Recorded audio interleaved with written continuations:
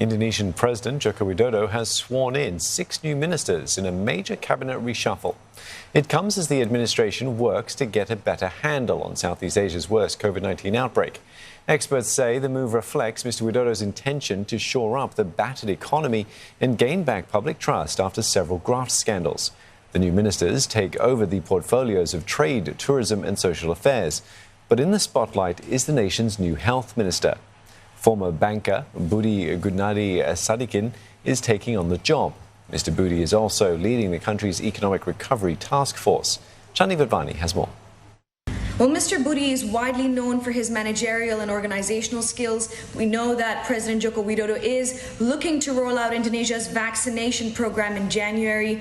Plus, he has to enact an effective post-COVID strategy as well. And Mr. Budi definitely has the credentials and experience for that, as he will have to handle matters such as health budgets and the allocation and distribution of healthcare resources, possibly and most likely having to juggle and manage resources from various agencies. Now, it's also possible that President Widodo is grooming the next generation of leaders with his picks. Remember, this is President Widodo's second and final term as president, and he will end his current term in 2024.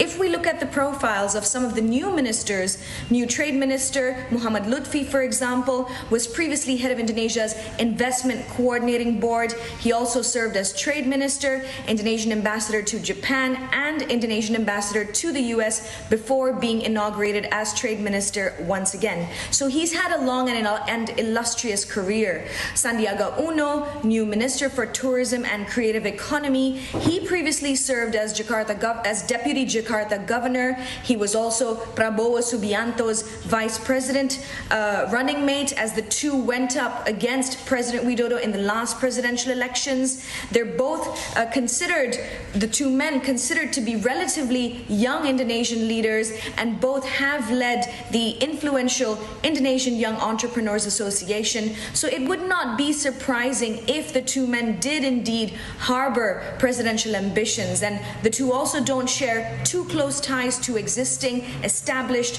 political elite families. So being a part of the reigning central government cabinet at a time such as the pandemic could just be the best possible way for these potential upcoming leaders to not only gain a wealth of experience, but also to establish themselves in the eyes of the people.